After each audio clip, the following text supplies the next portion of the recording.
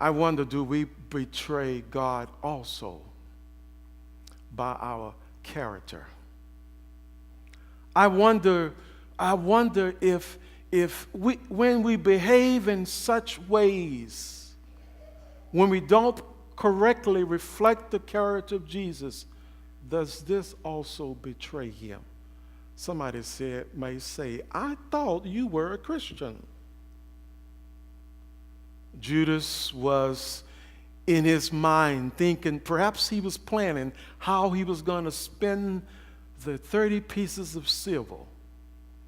I mean, maybe he was going to put it back. But he was thinking, well, I'm going to kill two birds in one stone. Now, I know Jesus has a lot of power, and he should be doing a lot more.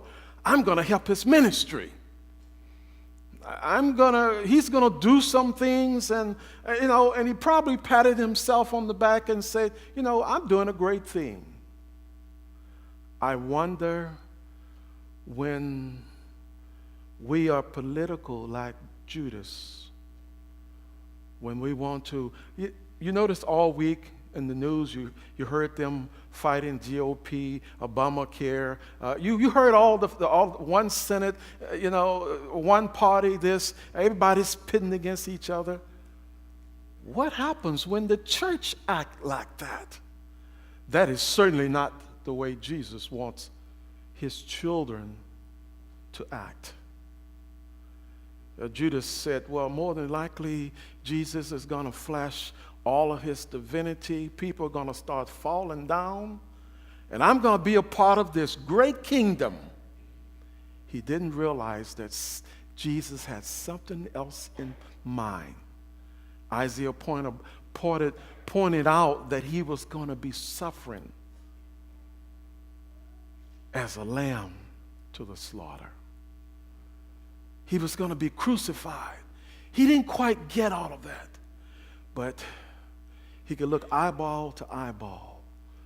In the end, John 13 pointed out, Jesus told Judas, whatever you do, now go do it quickly. And the Bible says, and if you listen to inspired writings, immediately a devil entered Judas. You have a choice when you leave this service. There's one of two things can happen to you. The Spirit of God can fall upon you, or you could leave this place with a devil. That's what happened to Judas. On the other hand, there was Peter. Peter had problems too, by the way. He betrayed my Lord also. But the difference, Peter was broken. And God used Peter. Two choices. We could be Judas or Peter. They both made mistakes. But one was broken. One clung on to Jesus, saw their mistakes. One, the Bible says, God gave him power. The world was turned upside down. That's why I'm always surprised what God uses and how he uses, which gives me the notion that God can use anyone, even me and you. No matter what we have done, he could still use us. If we come to him with a contrite heart, if we come broken, if we come with the understanding that we need you, Jesus, more than anything else in this world, we need you.